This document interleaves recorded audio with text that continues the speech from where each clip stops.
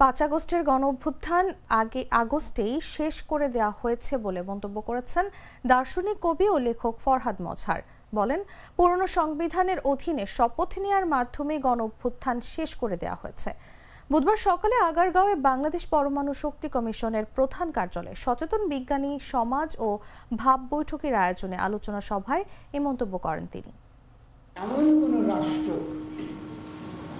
এতটা বছর গেল আমরা এটা গঠন করতে পারিনি যে রাষ্ট্রে বিজ্ঞান চর্চা বা জ্ঞান উৎপাদনের একটা অবকাঠামো, একটা স্বাধীন অবকাঠামো আমরা গড়ে তুলতে পারি।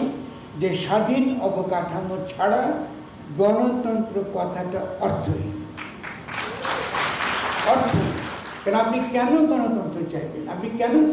শুধু তাই না, এমনকি সার্বভৌম রাষ্ট্র কথাটা অর্থহীন। কেন আপনি কেন সার্বভৌম রাষ্ট্র চাইবেন?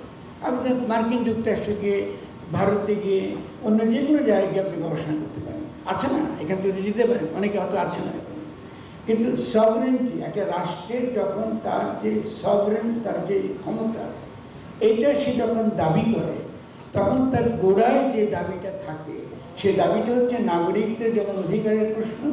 একই সঙ্গে সঙ্গে আমরা যে একটা সংস্কৃতির অন্তর্গত, আমাদের যে একটা স্বাধীন জ্ঞান উৎপাদনের ক্ষমতা রয়েছে, আমাদের যে একই সঙ্গে গবেষণার ক্ষমতা রয়েছে, এবং সেই গবেষণার ক্ষমতাটুকু আমরা যেন দ্রুত বিকশিত করতে পারি, যেন বিশ্ব রাষ্ট্রসভায় আমরা একটা শক্তিশালী রাষ্ট্র হিসেবে আমরা দাঁড়াতে পারি।